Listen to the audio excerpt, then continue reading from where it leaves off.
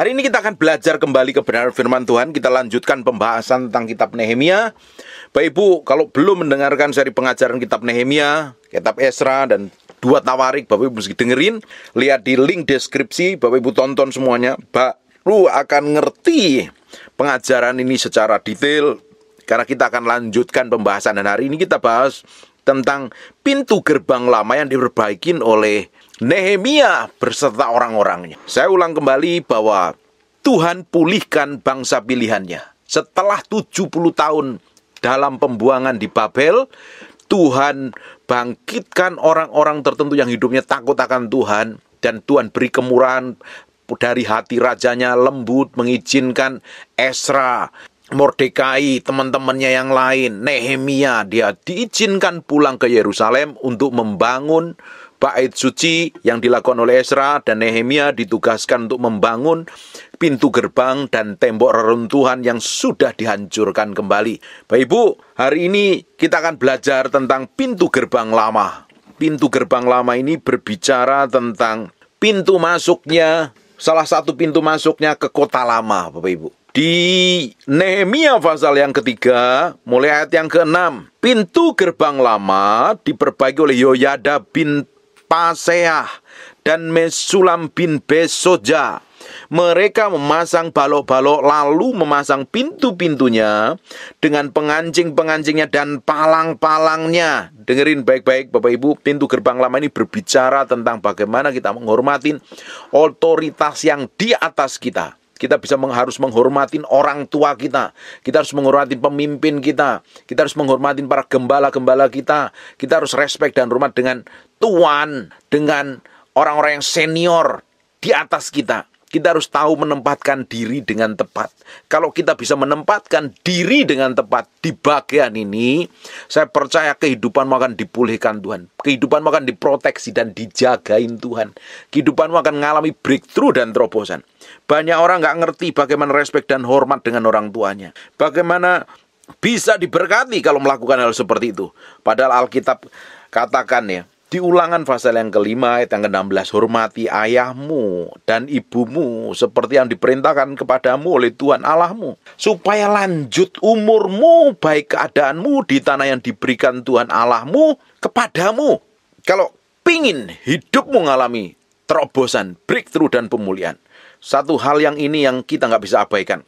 Kita mesti tetap respect, hormat dengan orang tua kita, ayah ibu kita, papi mami kita, karena dia yang ditempatkan Tuhan di muka bumi ini sebagai otoritas yang di atas kita. Pak, bagaimana kalau orang tua kita nggak bertobat? Tetap respect dan hormat. Jangan ikuti nasihatnya yang bertentangan dengan firman Tuhan. Tetapi bagian kita dulu respect dan hormat dengan orang tua kita. Kalau tidak, kita akan kena masalah dan problem. Kalau kita ini nggak peduli dengan orang tua kita, kamu akan ketemu masalah loh. Karena kamu nggak tahu menempatkan dirimu dengan tepat di hadapan Tuhan. Perhatikan ya, hormatilah ayah dan ibumu seperti yang diperintahkan kepadamu oleh Tuhan Allahmu supaya lanjut umurmu. Saya perhatikan dengan mata kepala saya sendiri, ada orang-orang yang kurang ajar sama orang tuanya. Hidupnya susah, cari makanannya susah, bahkan mati muda. Saya ini pernah ajarin tentang ini, bagaimana menghormati orang tua. Ini saya khotbah 2 kali, cari di YouTube nih. Kalau pingin lanjut umurmu dan baik keadaanmu, dipulihkan berarti, keuanganmu dipulihkan, hubunganmu dengan Tuhan dipulihkan, semuanya berjalan dengan baik, bisnis usahamu, bereskan dulu hubunganmu dengan orang tuamu. Bereskan dulu hubunganmu dengan orang yang dipercayakan di atasmu, salah satunya ini orang tua kita. Ini mesti beres dulu nih. Kalau ini tidak beres, kita tidak akan melihat umur kita lanjut dan keadaan kita tambah buruk. Karena ayat ini ngomong, kita harus menghormati ayah dan ibu kita. Kalau tidak, kita akan ketemu hal-hal yang mengerikan. Hormatilah ayah dan ibumu seperti yang diperintahkan kepadamu oleh Tuhan Allahmu, supaya lanjut umurmu, artinya diberikan umur yang panjang, dan baik keadaanmu, akhirnya keadaan kita sejahtera, diberkati Tuhan luar biasa, di tanah yang diberikan Tuhan Allah kepadamu. Kita dapat warisan karena diberikan tanah oleh Tuhan. Di Matius 15 ayat yang keempat, sebab Allah berfirman, hormatilah ayahmu dan ibumu, dan lagi siapa yang mengutuki ayahnya atau ibunya pasti dihukum mati. Kalau kita nggak respect dan hormat dengan orang tua kita, kamu akan ketemu problem dan urusanmu dengan Tuhan. Dan setan akan ambil keuntungan. Bapak Ibu, kita hormatin orang tua kita. Urusin. Saya itu perhatikan ada anak-anak yang menurut saya itu kurang ajar. Ketika orang tuanya masih sehat, sering didatengin, dikunjungin, dibesukin, diajak makan, diajak jalan-jalan, dan lain sebagainya. Tapi ketika orang tuanya itu sudah sedang sakit-sakitan, sudah nggak bisa lagi ngapa-ngapain, sudah pokoknya itu nggak bisa ngapa-ngapain lah, kerjaannya sakit dan berbaring di ranjang, anak-anaknya nggak mau ngunjungi. Kenapa? Pasti ada alasannya. Lah kalau dia datang kan dia masih ngurusin, mungkin mandiin, ngurusin lain sebagainya. Kalau dia masuk rumah sakit dan dia keluar biaya, itulah ciri orang-orang yang kurang ajar. Ketika sehat orang tuanya didatangi, tapi ketika orang tuanya sudah tua dan sakit-sakit jarang ngunjungin. Kita jangan menjadi orang yang durhaka sekali dengan orang tua kita. Kita mesti respect dan hormat nih. Kalau kehidupanmu pingin dipulihkan, pintu gerbang lama ini juga harus dipulihkan. Hubunganmu dengan orang tuamu juga harus beres dulu di hadapan Tuhan. Saya perhatikan akhir-akhir zaman ini karena anaknya bisnis, sibuk kerja dan melakukan banyak hal. Ketika orang tuanya sudah tua, tidak bisa ngapa-ngapain, dia banyak yang ditaruh di panti jompo. Ini kan menurut saya sangat tidak berhikmat, sangat nggak sopan ya. Kita itu tidak bisa balas semua kebaikan orang tua kita. Dia mencintai kita dengan murni, dia berkorban, dia bisa lakukan apapun hanya untuk kita ini bisa mendapat yang terbaik. Tetapi ketika mereka sudah lanjut umur, kita jangan kurang ajar, nggak mau ngurusin. Bapak Ibu, selama dia masih ada, buat senang hatinya, cukupin semua kebutuhannya, lakukan yang terbaik. The best yang kita bisa berikan, lakukan. Senengin dia selama dia masih hidup. Kasih duit setiap bulan, ajak jalan, senengin, kunjungin, ajak ngobrol, ajak sharing. Itu akan buat bangga. Bagi para orang tua, kesenangan mereka adalah sebenarnya bukan diberi, tapi ketika anaknya itu sering ngobrol, sering cerita, dekat dengan itu nyaman. Tapi kita juga harus bertanggung jawab. Cukupin semua kebutuhannya setiap bulannya. Jangan ditelantarkan. Kita nggak bisa rajin memberi persepuluhan, rajin memberi persembahan ke gereja, tapi orang tua kita nggak pernah kasih duit. Kita nggak pernah urusin, tapi lebih banyak kita beri persembahan ke gereja. Itu salah, itu nggak benar. Beresin dulu, cukupin dulu, lakukan yang terbaik untuk orang tuamu, baru kamu bisa kasih persembahan ke tempat yang lain. Kita ini jangan menjadi orang yang munafik ya. Kita bisa kelihatan rohani, rajin memberi ini, rajin menyumbang ini, tapi kita nggak peduli dengan orang tua kita. Orang tua kita ini adalah wakil Allah di muka bumi. Cukupin kebutuhannya, urusin dengan baik, hormatin, tunduk dan respek sama orang tua kita. Jangan jadi anak-anak yang kurang ajar. Kita akan lihat ya. Di Matius 15 ayat yang keempat. Sebab Allah berfirman, hormatilah ayahmu dan ibumu. Dan lagi siapa yang mengutukin ayahnya atau ibunya pasti dihukum mati loh. Pasti dihukum mati. Yang hukum mati siapa? Kamu berurusan dengan Tuhan. Kamu berurusan dengan Tuhan, urusanmu tambah ruwet. Hormat, respek. Jangan kata-kata kasar sama orang tua kita. Jangan ngomong jahat dengan orang tua kita. Hari ini kalau hubunganmu nggak baik dengan orang tuamu, beresin. Jangan sampai dibiarkan berlarut-larut sampai kamu bersih tegang, gegeran, berantem tuh. Memang ada orang-orang tertentu, orang-orang tua tertentu yang kelakuannya buruk dan jelek sekali itu ada. Tapi kita harus belajar bersikap berhikmat seperti kehendak Tuhan. Semua tindakan kita. Pak, orang tua saya itu kurang ajar, Pak. Saya itu sejak kecil sudah pernah mau digugurin dan saya nggak diurusin. Tetap dia sebagai orang tua. Bagian kita lakukan adalah hormatin, respect. Saya itu punya ponakan yang tidak begitu diurusin oleh orang tuanya. Sampai hari ini saya ajarin, kamu mesti respect dan hormat dengan orang tuamu. Kamu nggak boleh kurang ajar, nggak boleh ngomong kasar. Hormat, harus hormat. Hidupmu akan diberkatin Tuhan dengan caranya yang ajaib. Tapi kalau kamu kurang ajar, kamu akan berurusan sendiri dengan Tuhan. Di Matius 19 ayat 19, hormatilah ayahmu dan ibumu, kasihlah sesamamu manusia seperti dirimu sendiri. Kita harus hormatin ayah dan ibu kita. Di sisi lain kita harus juga mengasihi orang yang bukan saudara loh. Sesama manusia pun kita harus kasih dengan seperti diri kita sendiri. Bukankah ini hukum yang kedua? Hukum yang pertama, kasihlah Tuhan Allahmu dengan segenap hatimu, segenap jiwamu dan segenap kekuatanmu. Di hukum yang keduanya, kasihlah sesamamu seperti dirimu sendiri. Ini termasuk sesama kita ini, orang-orang yang kita nggak kenal, bisa saudara kita, darah dan daging kita, semuanya kita harus kasih mereka seperti diri kita sendiri. Di Markus pasal yang ke-7 ayat yang ke-10, Karena Musa telah berkata, hormatilah ayahmu dan ibumu.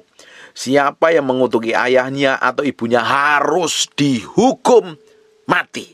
Hari ini hubunganmu yang tidak beres dengan orang tuamu, hari ini serahin sama Tuhan. Biar Tuhan sendiri campur tangan. Biar lembutkan hatimu. Ambil keputusan untuk mau berubah. Beresin. Pak, saya ini pernah mau digugurkan. Pak, saya dibuang. Tetap ampuni orang tuamu. Karena mereka belum tahu kebenaran. Pak, orang tua saya jahat. Karena mereka belum tahu kebenaran, maka mereka lakukan kejahatan. Tetapi kalau mereka ngerti kebenaran, mereka nggak akan melakukan kejahatan. Bagian kita hari ini, melepaskan pengampunan. The best yang bisa kita lakukan dan kita kerjakan. Sesuai dengan kehendak Tuhan. Sesuai dengan kehendak Tuhan. Jangan melawan otoritas di atasmu. Salah satunya adalah orang tuamu yang ditetapkan Tuhan atas hidupmu. Mereka adalah yang harus kita hormatin. Mereka yang harus kita kasih. Apalagi kalau mereka sudah ada umur, sudah sepuh. Kita harus perhatikan dengan baik. Kita harus sering kunjungin. Kita cukupin semua kebutuhannya. Kita lakukan yang terbaik untuk orang tua kita. Jangan malah nggak pernah dikunjungin. Apalagi ditaruh panti werda. Itu sangat menurut saya kurang tepat. Kalau selama kita masih bisa urus orang tua kita, sampai sisa hidup mereka, kita mau buat orang tua kita itu bahagia. Amin. Ada beberapa orang, Pak, saya belum bisa menyenangkan hati orang tua saya. Sepanjang hidup saya, bahkan sampai orang tua saya meninggal, saya belum memberikan yang terbaik kepada orang tua saya. Mulai hari ini lakukan yang terbaik untuk Tuhan. Belajar melakukan yang terbaik untuk Tuhan. Selama Tuhan masih percayakan napas hidup, Bapak Ibu dengar firman ini, belum ada kata terlambat. Engkau bisa memulai hari ini melakukan yang terbaik untuk sesamamu, untuk saudaramu, untuk siapapun yang ada di sekitar hidupmu. Kamu bisa tabur kebaikan. Kamu bisa lakukan yang terbaik. Pak, orang tua saya sudah sangat tua. Justru kamu harus urusi dia dengan baik. Sering diajak ngobrol, diajak cerita, dilayani dengan baik. Apalagi kalau orang tuanya sudah nggak bisa ngapa-ngapain. Harus tetap lakukan yang terbaik untuk orang tuamu. Pintu gerbang lama ini berbicara salah satunya. Bagaimana kita menghormatin orang tua kita. Kalau engkau ingin berhasil, pekerjaanmu, bisnismu, usahamu, dan kamu ingin umur panjang, hormatin orang tuamu. Saya benar-benar melihat loh, waktu saya masih di Jawa Timur, saya melihat ada satu anak itu kurang ajar banget sama orang tuanya. Kurang ajar banget orang tua. Dan ternyata umurnya nggak lama. Saya belajar ngerti kebenaran firman Tuhan. Saya nggak mau kurang ajar sama orang tua. Tapi puji Tuhannya memang dari kecil saya diajarin bagaimana tunduk, respek, dan hormat dengan orang tua. Waktu-waktu kecil, saya nggak pernah tahu mereka didik saya dengan disiplin, diajarin nilai-nilai kerajaan Allah. Dan ternyata mereka sedang mempersiapkan saya untuk sesuatu yang lebih besar sampai hari ini. Bersyukur saya dengan orang tua saya. Apalagi dengan orang tua saya yang perempuan itu, ibu saya itu, mereka adalah orang yang the best. Orang tua laki-laki juga orang the best. Ajarin disiplin, hidup benar-benar benar itu loh. Dipersiapkan untuk sesuatu yang besar. Saya diajarin nilai-nilai yang sebenarnya mereka jadi orang Kristen yang belum sungguh-sungguh. Tapi dia memiliki nilai-nilai kerajaan Allah yang sampai hari ini saya hidupin. Ketika ada masalah ditegur. Waktu ditegur pun saya meski duduk diam dengerin ngomong orang tua saya sampai selesai. Baru saya boleh pergi. Ketika mereka didik, nasihatin, ajarin atau apapun lah sama saya disuruh duduk loh. Gak boleh pergi. Tapi banyak hari ini orang ketika dinasihatin begitu mudah tersinggung, dinasihatin orang tuanya nggak terima malah kabur. Saya diajarin seperti itu. Ternyata saya baru sadar itu ternyata mereka sedang mendidik saya. Bagaimana saya hidup dalam ketetapan ilahi loh. Dan itu membuat hati saya berubah. Saya banyak belajar karakter-karakter ilahi dari orang tua saya yang terutama ibu saya. Saya belajar banyak hal tentang karakter ilahi, sikap-sikap ilahi. Dan itu sangat memberkati hidup saya. Saya diajarin bagaimana respek dan hormat dengan orang tua. Nggak boleh kurang ajar. Nggak boleh ngomong sembarangan dengan orang tua. Ternyata Alkitab sudah tulis. Kalau kehidupanmu ingin dipulihkan, salah satunya bangun hubunganmu yang benar dengan orang tuamu. Mulai hari ini, beresin hubunganmu. cukupin kebutuhan mereka. Perhatikan dengan baik. Pintu gerbang lama juga berbicara tentang hubungan kita dengan otoritas di atas kita. Bisa saja itu bosmu, bisa saja itu gembalamu, bisa saja itu pemimpinmu yang Tuhan tetapkan di atas kita. Bapak Ibu, kita itu selalu berada di satu lingkungan. Dan di waktu kita bersosial, Tuhan itu tetapkan ada otoritas yang di atas kita. Dan kita harus respect dan hormat. Jangan kurang ajar. Jangan menjadi orang yang keras hati, ngelawan pemimpin, tidak tahu diri gitu loh. Kalau hidupmu ingin dipulihkan, engkau harus respect dan hormat dengan otoritas. Orang yang tunduk dengan otoritas di atasnya, dia akan memiliki otoritas. Kalau kita tunduk dengan otoritas Yesus Kristus, kita berada di bawah otoritasnya Yesus, kita respect dan hormat, takluk, submit dengan tunduk dengan otoritas, kita akan diberikan otoritas. Bapak Ibu pingin otoritas yang mengalir dalam hidupmu, kamu harus tunduk dengan otoritas di atasmu. Kamu bisa tunduk dengan otoritas yang dipercayakan Tuhan. Mungkin di gereja, mungkin di sebuah perusahaan, di pabrik, atau di apapun, lembaga apapun juga. Kita mesti respect dan hormat dengan otoritas yang Tuhan tempatkan dalam hidup kita. Di Amsal 27 ayat 18, siapa memelihara pohon akan memakan buahnya. Siapa memelihara pohon, pasti dia akan memakan buahnya. Karena pohon itu pasti berbuah. Dan siapa menjaga tuannya akan dihormatin. Menjaga, respect, hormat, melindungi tuannya pasti dihormatin. Pasti. Sekarang kita akan lihat.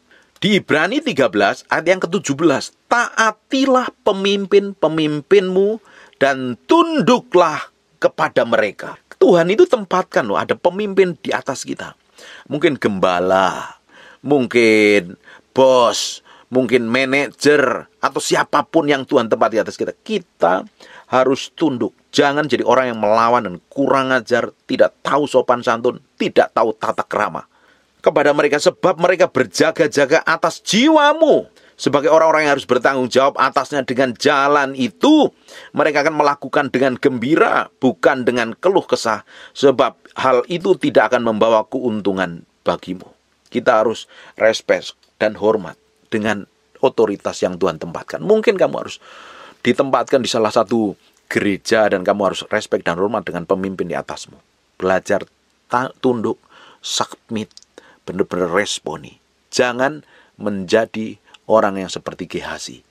Dia di bawah pengawasan Elisa, tapi dia bermain jahat. Dia melakukan hal jahat. Dia nggak tunduk, dia nggak respect, dia nggak hormat dengan pemimpinnya. Dilarang ngambil upahnya, tetapi dia ambil upahnya. Dan ujungnya dia kena kusta karena melawan otoritas yang ada. Banyak contoh di Alkitab. Saya nggak bahas detail. Saya pernah khotbah kalau nggak salah otoritas ilahi. Bapak Ibu cari aja. Kita harus tahu menempatkan diri. Apalagi kalau engkau ditempatkan Tuhan atas pemimpin rohani, mentor rohanimu. Kamu respect dan hormat. Karena mereka yang selalu berdoa buat kamu. Kita ini nggak tahu respect dan hormat dengan pemimpin yang kelihatan di depan mata kita. Bagaimana mungkin kita bisa respect dengan Tuhan yang tidak kelihatan? Orang yang kelihatan saja kita nggak mampu menaklukkan diri kita. Kita sangat kurang ajar. Saya tuh pernah ketemu punya teman. Ini menurut saya teman saya juga. Dia pelayanan di satu gereja di Kalimantan. Di bawah sebuah penggembalaan itu. Gembalanya juga teman saya. Ini pengerjanya, salah satu pengerjanya juga teman saya. Tapi ketika gembalanya untuk menyarankan, kamu ngerjain ini ya, kamu ngerjain ini ya. Itu dilawan habis loh.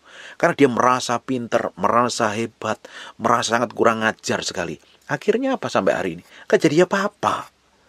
Saya sejak bertobat, saya belajar tentang otoritas ini loh. Saya belajar tentang otoritas ini. Karena saya akan mewarisin pengurapan atas otoritas rohani yang di atas saya. Kalau saya bisa submit, saya bisa tunduk dengan otoritas saya akan mewarisin jubah pengurapan itu. Jubah otoritas itu. Saya belajar dengan apa yang dilakukan oleh Elisa terhadap Elia. Dia submit, tunduk loh, dengerin. Tidak heran orang-orang yang begini tahu bagaimana dia menerima warisan ilahi. Perhatikan apa yang dilakukan Yosua terhadap Musa. Setia melayani Musa. Setia. Ketika Musa berdoa, dia tunggu tuannya itu. Sampai tuannya selesai. Setelah tuannya selesai berdoa, Yosua pingin kenal Tuhan yang dia sembah oleh Musa. Tuhannya Musa itu seperti apa? Dia bergaul. Tidak heran dia mewarisin jubah pengurapan yang diterima dari Musa. Makanya sepanjang zaman Yosua memimpin, bangsa Israel menjadi bangsa yang hidupnya takut akan Tuhan. Dia tahu respek dan hormat. Dengan pemimpin, kita harus belajar tunduk, submit. Kalau Bapak Ibu selisih pendapat dengan pemimpinmu, diomongin dengan baik-baik. Jangan ngomong di belakang. Jangan jadi gosip. Kalau nggak suka, omongin baik-baik. Nggak suka, diomongin baik-baik. Terus terang. Dicari jalan yang terbaik. Supaya kita tetap tahu bisa menempatkan diri dengan tepat di hadapan otoritas yang di atas kita. Jangan gerundel, jangan ngomong di belakang, jangan jadi pemecah belah, jangan jadi penghasut. Belajar menyelesaikan semua persoalan dan masalah, kita harus takluk, submit, tunduk sesuai dengan kebenaran firman Tuhan. Dengerin baik-baik Bapak Ibu. Kamu di bawah suatu penggembalaan, kamu mesti tunduk dengan otoritas gembala di atasmu. Gembalamu ngomong apa, ikutin aja. Lupa, dia kan ya nggak benar. Dia nanti urusan dengan Tuhan. Tuhan tahu porsimu, Tuhan tahu bagianmu. Kalau kamu lakukan bagianmu dengan baik, Tuhan yang akan jagain hidupmu. Kalau engkau punya pemimpin nggak benar, kalau kamu masih mau sejalan, mau respek dan hormat, masih bertahan di situ. Tapi kalau kamu udah nggak sejalan, benar-benar bertolak belakang, ya kamu mendingan lebih baik keluar. Daripada kamu di bawah otoritas tapi gerundel jadi pemberontak. Dengerin baik-baik. Tidak ada fungsi, tidak ada gunanya. Apalagi pelayanan yang dibangun atas dasar pemberontakan. Karena mungkin jadi dulu pengerjanya, jadi pendetanya, jadi senior pendetanya, jadi junior di pendeta di sebuah gereja, dan merasa kamu udah dipakai Tuhan luar biasa, kamu gak setuju dengan pemimpinmu, kamu akhirnya memberontak lawan pemimpinmu, akhirnya cari pendukung, putus kamu bukan gereja. Pelayananmu tidak akan berkenan di hadapan Tuhan. Pelayanan dihasilkan dari pemberontakan atas pemimpin di atasnya tidak bakalan berkenan di hadapan Tuhan. Kelihatan sukses berhasil, tapi sebenarnya engkau menghasilkan, memuridkan calon-calon pemberontak karena roh yang di dalam adalah roh pemberontak. Ngomong baik-baik kalau mau bisa pelayanan. Ngomong baik-baik. Diomongin dengan baik. Jangan selalu ribut gegeran dengan pemimpinan. Kalau nggak setuju diomongin baik-baik. Saya perhatikan ada banyak orang yang merasa hebat, merasa dipakai Tuhan, nggak respect dan hormat dengan orang yang lebih senior. Sampai hari ini ya, saya tuh respect dengan hamba-hamba Tuhan yang sudah memiliki perjalanan jauh, perjalanan dengan Tuhan. Saya hormatin mereka sebagai senior saya. Saya hormati dia sebagai orang tua. Mereka adalah orang-orang yang ditempatkan Tuhan lebih dahulu, kenal Tuhan lebih dahulu. Jangan mentang-mentang kita udah ngerti firman, dipakai Tuhan luar biasa, terus kita sembarangan kita menghormati orang-orang senior. Kita mesti belajar respect dan hormat kepada otoritas-otoritas rohani yang ditempatkan di atas kita. Bahkan orang yang lebih senior di atas kita. Bapak Ibu, hari ini kita mau bereskan dari bagian ini. Bagian ini seringkali begitu orang gak sadari. Karena merasa dirinya dipakai Tuhan lebih hebat dari orang-orang yang sudah senior. Dan merasa sepadan dengan mereka. Jangan anggap dirimu seperti itu. Tetap respek dan hormat. Kalau engkau berselisih pendapat dengan gembalamu, jangan ribut berantem. Diomongin dengan baik. Kalau mau memisahkan diri gak sejalan dengan pemimpinmu, ngomong baik-baik. Jangan membuat dirimu menjadi sebuah pemberontak, mengkudeta atasanmu dan kamu buka pelayanan sendiri. Atau kamu jengkel dan marah. Begitu rupa karena kamu meninggalkan orang di otoritas di atasmu dengan rasa jengkel dan marah. Tidak ada gunanya sama sekali. Kita yang rugi. Kita melakukan bagian ini. Kalau mau hidupmu dipulihkan, beresin di bagian ini dulu.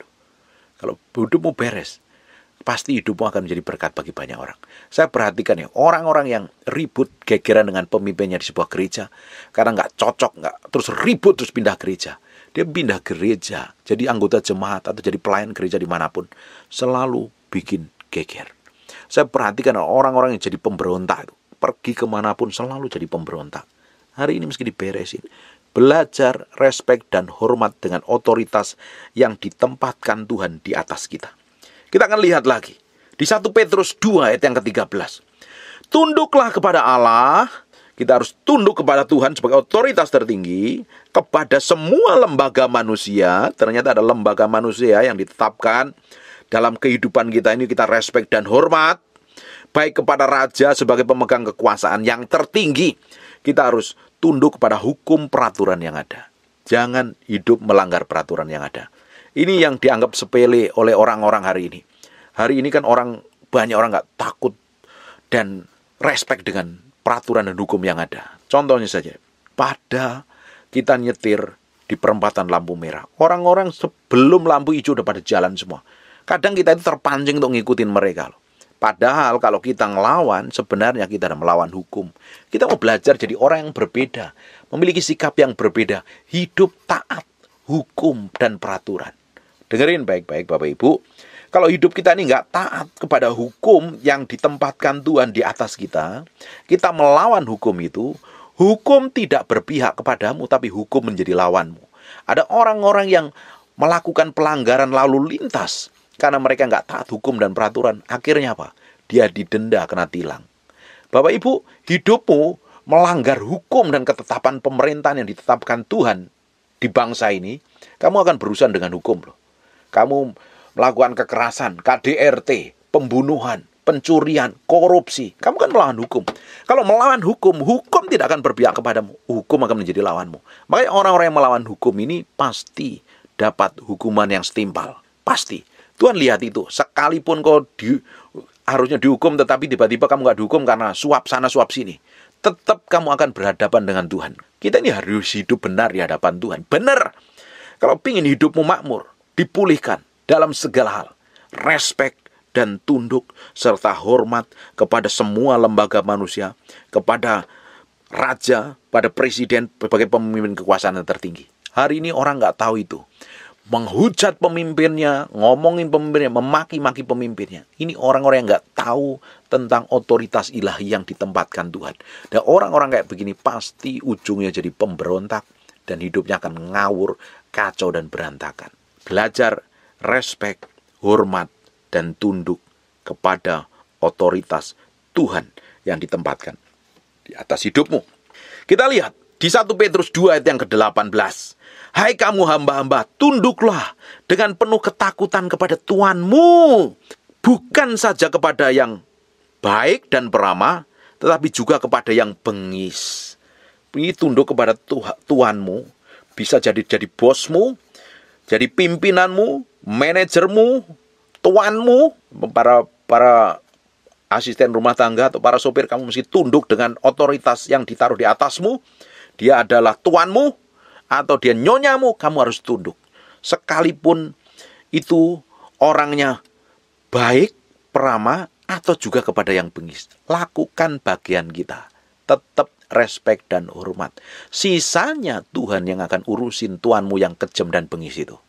Bisa saja kalau kamu ditempatkan di atasmu adalah seorang pemimpin yang bengis, bos yang kejam, bos yang pelit, bos yang kikir, tuan yang bengis dan kejam, tapi karena engkau melakukan kebenaran, engkau hidup dalam kebenaran, tuanmu yang bengis dan kejam itu bisa diubahkan Tuhan melalui hidupmu. Karena melihat kemuliaan Tuhan yang memancar dalam hidupmu. Jangan malah memberontak. Jangan malah ngedumel, malah ngomel. Datang, tunjukin bahwa engkau sebagai hamba yang memiliki hidup sesuai dengan nilai kerajaan Allah. Dan tunjukkan bahwa Tuhan menyertai hidupmu. Tuhan mengurapinmu. Itu Tuhan yang bengis dan kejam itu bisa dilawat Tuhan dan berubah. Kan kita ini ditempatkan dimanapun harus jadi berkat. Harusnya kita menjadi berkat. Bukan malah jadi batu sandungan. Bukan hidup kita itu malah ngawur, ngaco, dan sembrono itu. Tapi kita menjadi berkat. Sekalipun kita di bawah otoritas yang orangnya bengis dan kejam. Kita ada di sana, jadi berkat di sana. Dan otoritas yang di atas kita itu diberkati melalui sikap, hidup, dan tindak tanduk kita. Amin. Ini tidak mudah. Tapi kalau Bapak Ibu bisa lakukan, hidupmu akan mengalami breakthrough dan terobosan. Sekarang kita lanjutkan lagi di 1 Petrus 3 ayat pertama. Ini antara hubungan suami dengan istri. Demikian juga kamu hai istri-istri, tunduklah kepada suamimu. Kenapa kok harus ditunduk kepada suami? Ini tidak gampang ini bagi istri-istri yang mandiri, istri yang sukses, istri yang pintar untuk tunduk kepada suami itu tidak mudah biasanya. Bisa cari duit sendiri, tidak mudah. Tapi firman katakan, kamu harus tunduk kepada suamimu. Terutama suami yang hidupnya tidak taat akan Tuhan. Coba kita perhatikan ya. Demikian juga kamu, hai istri-istri, tunduklah kepada suamimu, supaya jika ada di antara mereka yang tidak taat kepada firman, mereka juga tanpa perkataan dimenangkan oleh kelakuan istrinya. Ini mahal harganya. Pak, suami saya udah selingkuh, suami saya udah berzina, suami saya udah mau gugat cerai dan lain sebagainya. Ibu-ibu dengerin baik-baik. Engkau harus tunduk, respek dan hormat. Istri tidak bisa menyangkalin hal ini. Ketika engkau menikah, otoritas tertinggi dalam pernikahan itu yang pertama adalah Tuhan, kedua suami, baru istri. Istri harus tunduk dengan suamimu. Anak-anak engkau harus tunduk kepada orang tuamu. Harus ini. Kalau enggak kamu berurusan dengan Tuhan. Kenapa sih kau ngelihat pasanganmu belum bertobat kita disuruh tunduk dan respek tanpa perkataan malahan. Tetapi karena kelakuan, sikap dan perbuatannya dimenangkan pasangan yang ngawur tadi. Kita nggak boleh banyak ngomong tanpa perkataan. Kita harus melakukan kebenaran karena mereka akan melihat betapa baiknya sikapnya, perbuatan, kelakuan istrinya. Kalau suami engkau mesti tunduk dan hormat sama Tuhan. Karena dia otoritas tertinggi. Kamu nggak respek dan tunduk kepada Tuhan, kamu akan dihabisin setan. Alkitab katakan, tunduklah kepada Allah dan lawanlah iblis, maka ia lari daripadamu. Kamu nggak tunduk sama Tuhan, kamu ngelawan Tuhan, iblis akan nyerang kamu. Bagi istri, kau harus tunduk dengan suamimu, respek dan hormat. Jangan kurang ajar. Istri itu harus tunduk, bukan nanduk. Domba itu tidak pernah adu kepala. Kambing sukanya di kepala. Kita ini adalah domba, bukan kambing. Kecuali kamu domba setengah kambing. Ke gereja ya. Tapi maki-maki ya, kurang ajar juga ya. Nggak respek, nggak hormat juga ya. Itu namanya domba setengah kambing. Hari ini bertobat. Kita menjadi domba yang berkenan di hadapan Tuhan. Yang tunduk, respek dan hormat sama Tuhan. Amin.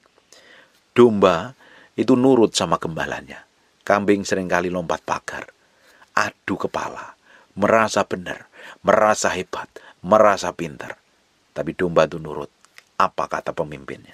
Saya berdoa ini akan membuat cara pandang kita diubah Tuhan.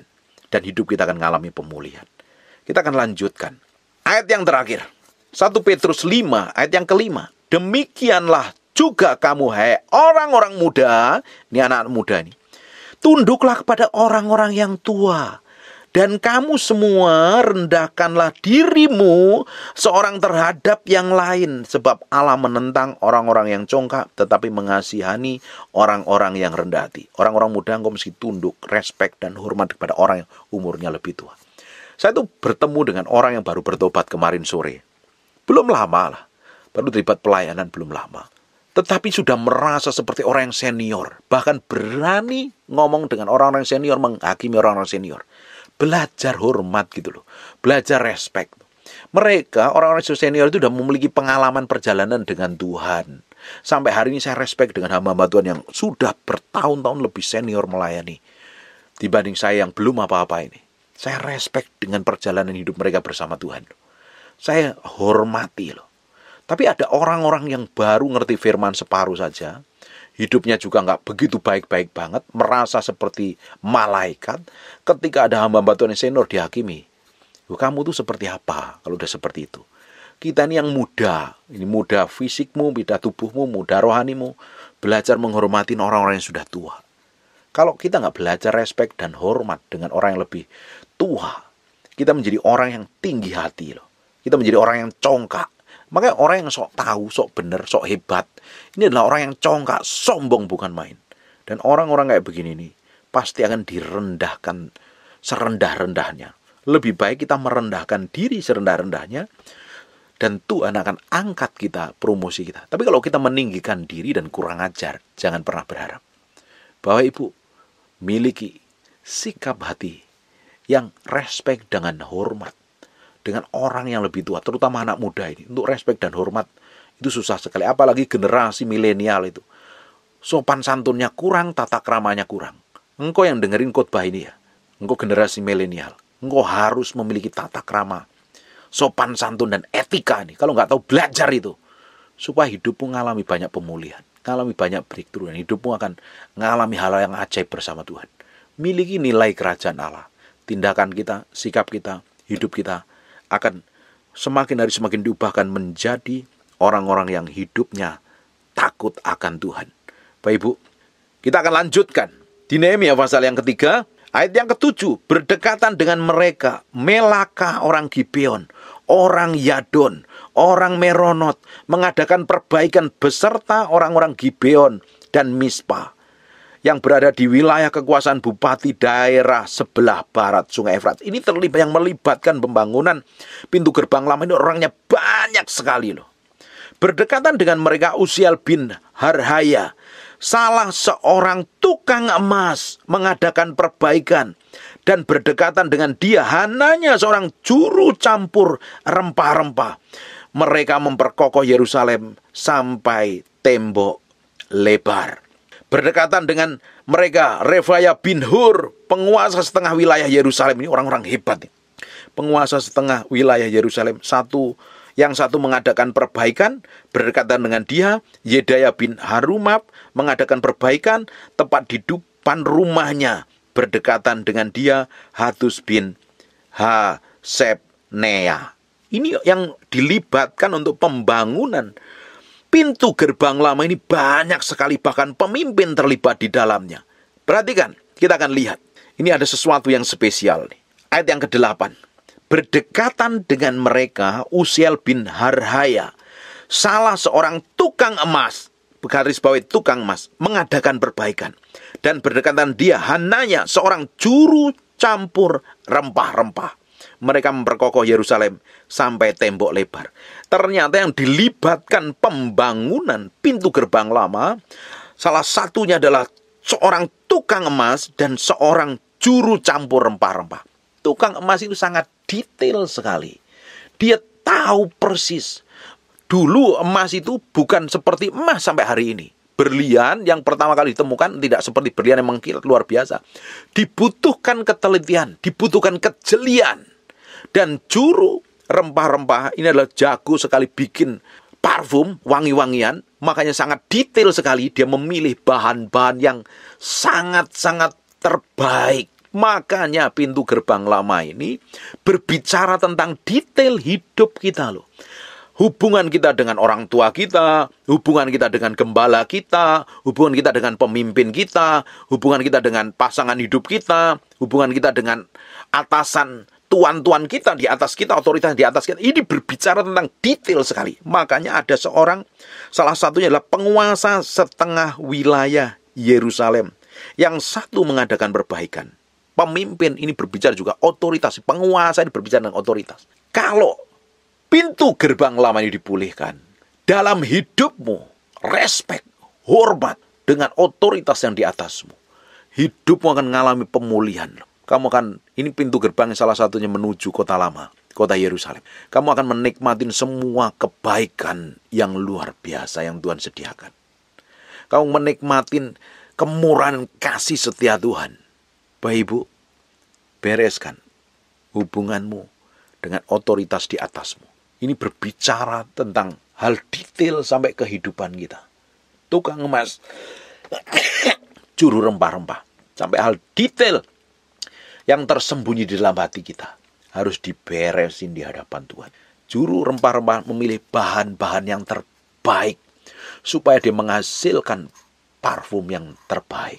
Bapak Ibu, hari ini belajar menyerahkan hatimu, pikiranmu, perasaanmu yang terbaik dalam hidupmu. Beri sama Tuhan. Respek sama Tuhan. Kerjakan yang terbaik untuk Tuhan. Karena Tuhan mau yang terbaik yang di dalam kita manifestasinya keluar, memancarkan kemuliaan Tuhan. Amin. Besok kita akan lanjutkan kembali, kita bahas tentang menara perapian. Ini bukan pintu gerbang, tapi ini menara perapian. Besok kita akan lanjutkan kembali. Kita akan belajar banyak hal. Semakin hari saya berdoa, banyak orang hatinya diubahkan. Hati orang semakin hari ngerti firman, semakin memiliki rasa haus dan lapar akan Tuhan. Hidupmu akan mengalami breakthrough dan terobosan, akan mengalami hal-hal ilahi yang ajaib dan dahsyat. Amin. Tutup matamu, tutup Alkitabmu, kita berdoa. Bahwa terima kasih buat firman-Mu. Kami materikan firman-Mu dengan darah anak domba Allah, nempel dalam hati kami, berhari-hari, berminggu-minggu, berbulan firman ini jadi kehidupan. Dan kami mau berdoa setiap orang rajin mendengar firman ini diberkatin Tuhan. Diubahkan hidupnya, dipulihkan hidupnya. Semua orang yang dengar firman ini, hubungannya dengan otoritas di atasnya dipulihkan Tuhan. Berikan hati yang lembut dan terus diubah menjadi serupa segambar dengan Tuhan. Dan apa saja yang dikerjakan tangannya, Engkau sendiri akan buat berhasil dan namamu dipermuliakan atas hidupnya. Bagimu pujian, hormat, dan pengagum. Mau berdoa untuk orang-orang yang sakit dan mengalami kelemahan tubuh oleh bilur Yesus, oleh darah Yesus. Jadilah engkau tahir, jadilah engkau sehat, jadilah engkau sembuh. Seperti yang kami doakan dan katakan, jadi dalam nama Yesus. Kami berdoa dan mengucap syukur. Haleluya. Amen. And God bless you.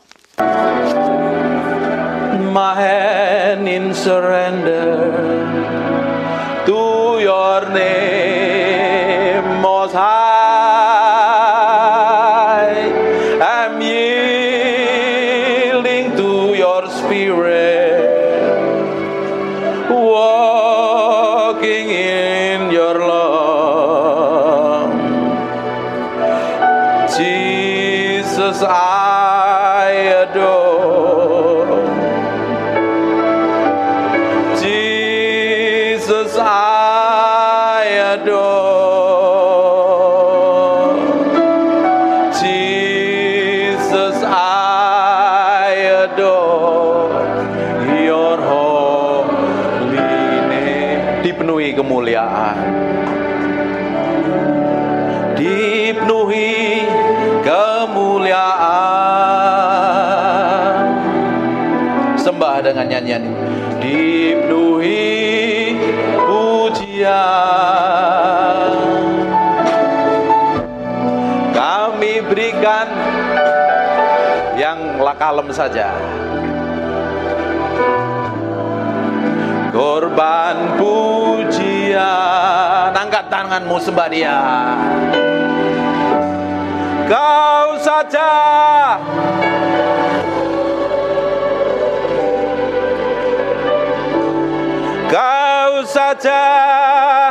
yang layak. Kau layak terima glory. Yesus, kau Tuhan.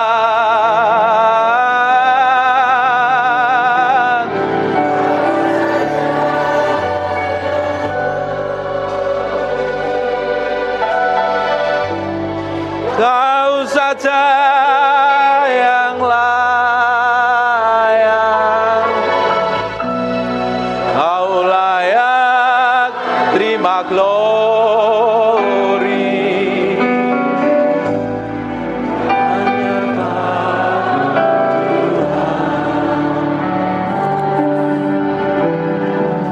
Dipenuhi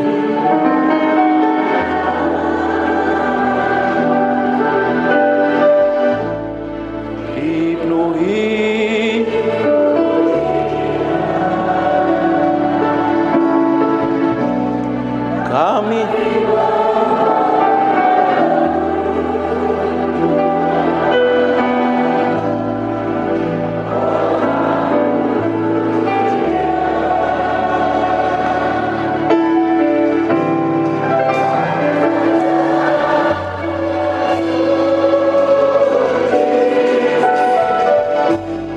Kau saja yang layak. Kau layak terima glory.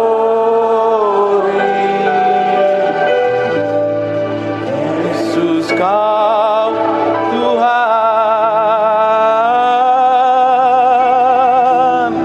Kau saja.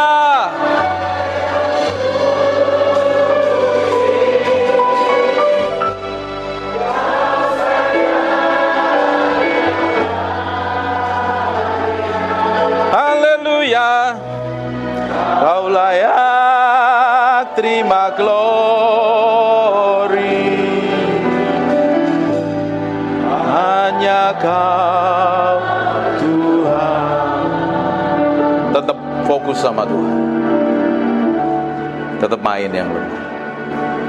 Roh Kudus, aku minta urapan itu sedang mengalir dari ujung ke ujung.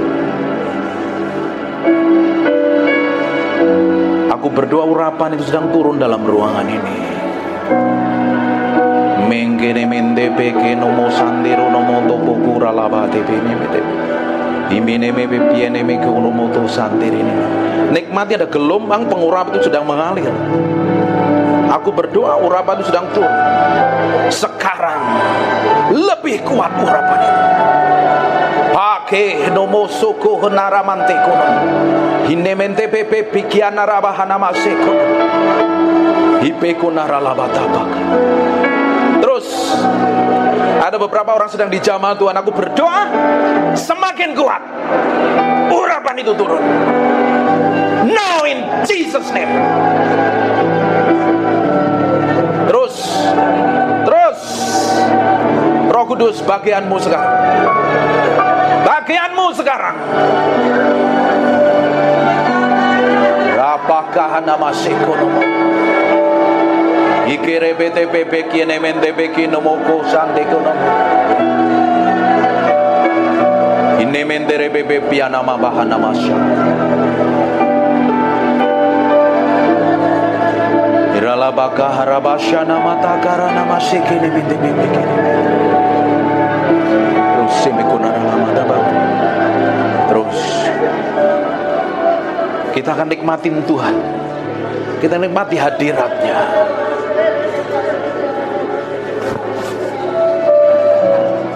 Terus Tuhan, pagi hari ini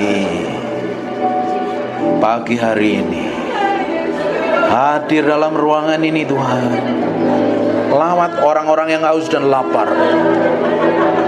Lawat orang yang haus dan lapar ini. Sementara aku berdoa, urapan itu bergerak dari ujung ke ujung. Sekarang terima pengurapan itu seperti gelombang mengalir. In Jesus name. In Jesus name. In Jesus name.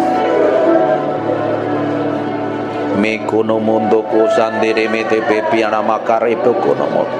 Ine mendere bete pepe kiene mekiana rabata pasyana mata baka. Ipe konondoro mondo po sandere mete pepe piene mekia mara. Ini mi piere pepe shendo kono moto kara labata baka.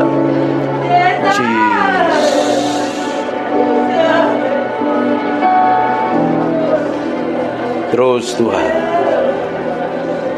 buat sesuatu yang berbeda pagi hari ini. Kau lihat orang yang haus dan lapar ini Tuhan, mereka akan dilawat Tuhan. Mereka akan dilawat Tuhan. Mereka yang sudah kering, angkat tanganmu yang udah kering, lama gak ngalami Tuhan. Minta sama Tuhan, minta sama Roh Kudus pagi hari menjamah hidupmu. Aku lepaskan urapan ini turun di antara umatmu. Ada kuasa Allah yang bergetar. Tiba-tiba ada beberapa orang dijamah Tuhan, sampai engkau gak tahan. Urapan itu semakin kuat. Sekarang Jesus name. Jesus name. Terus ada orang-orang gak tahan.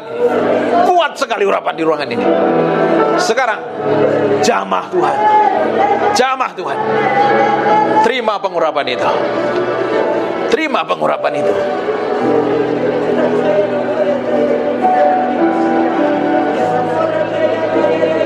Terus yang sudah bisa nyembah, pakai sembah Tuhan. Izinkan Tuhan hadir menjamah hidupmu pagi hari ini.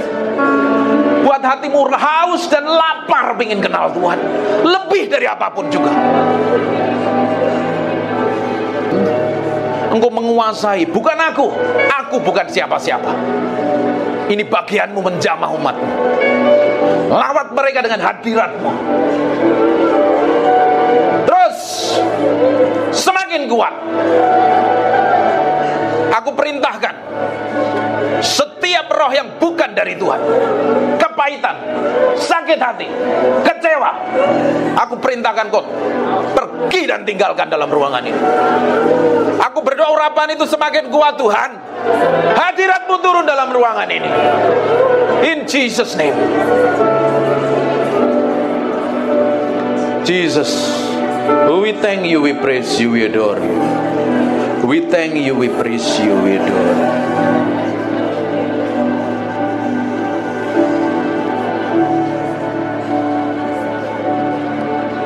We praise you, we adore you.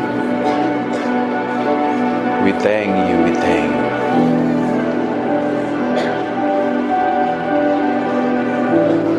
Aku berdoa, Engkau tetap tinggal dalam ruangan ini menjamah umat. Haleluya.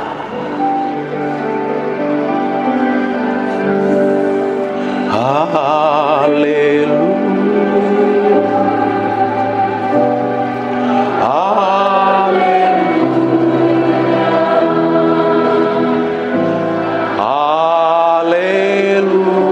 Angkat tanganmu, sembah Dia.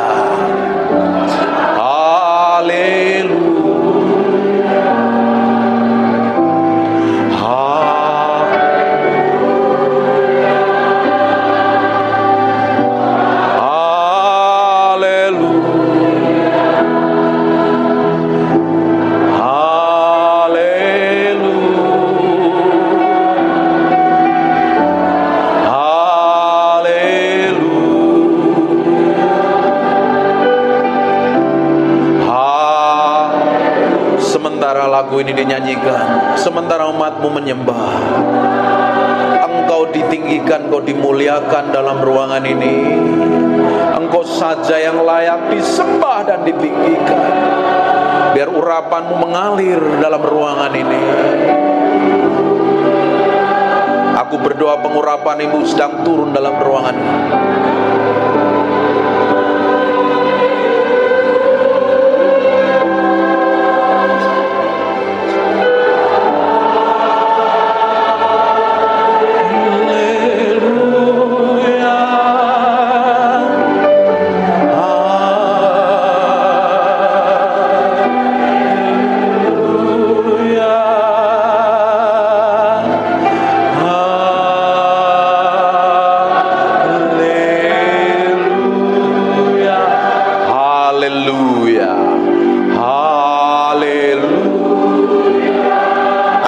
Sakit, taruh tangan kananmu di bagian yang sakit. Saya mau berdoa.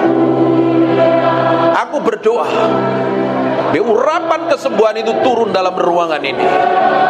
Dan aku perintahkan semua sakit, penyakit dan kelemahan tubuh pergi, tinggalkan tubuh orang-orang yang sedang menyembah ini. Dalam nama Yesus, dalam nama Yesus.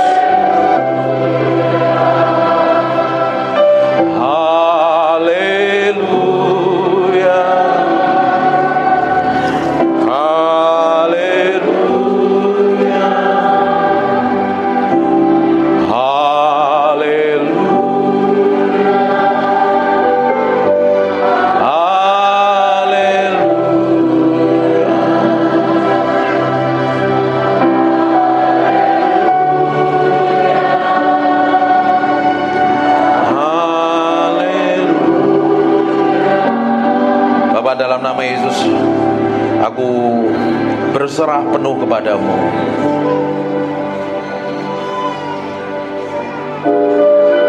Tolong anak kecil bisa di ruangan lain. Hormatin Tuhan.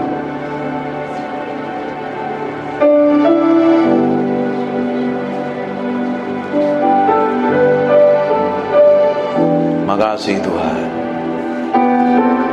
Terima kasih Tuhan. Kalau anaknya diam nggak apa-apa. Kalau anaknya berisik, suruh pindah ke ruang lain. Terima kasih. Terima kasih buat hadirat-Mu. Terima kasih buat jamahan-Mu. Saya mau duduk diam, tetap menyembah Tuhan dan menikmati hadirat Tuhan. Dalam nama Yesus, haleluya, amin. Amin, amin. Buka matanya, silakan duduk. Yoro laini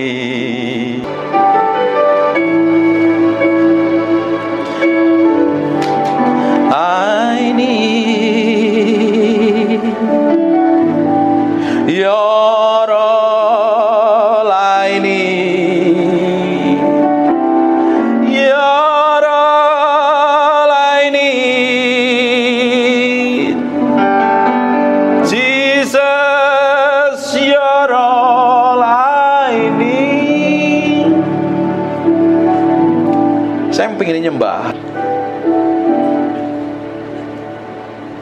Jesus, I just want to thank you. Jesus, I just want to thank you. Jesus, I just want to thank you. Saya nyanyi lagu ini loh, ngerasain hadirat Tuhan loh. Jesus, I just want to thank you. Thank you for being so good. Enak tau nyembah Tuhan itu ya. Loh, kok bengong semua? Kalau kita ketemu Tuhan, loh, kamu jadi bengong loh. Makanya orang Kristen harus ngalami Tuhan dan ketemu Tuhan setiap hari. Kalau kau ke gereja nggak pernah ketemu Tuhan, please anak kecilnya bisa ditolong. Ada ruangan lain, ruangan baby, biar yang lain nggak ganggu.